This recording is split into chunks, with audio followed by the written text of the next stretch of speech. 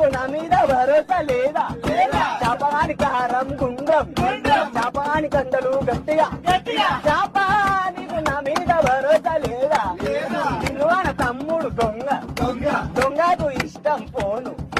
ఫోన్లు అమ్మితే పైసలు చోటు నీకు నా మీద భరోసా లేదా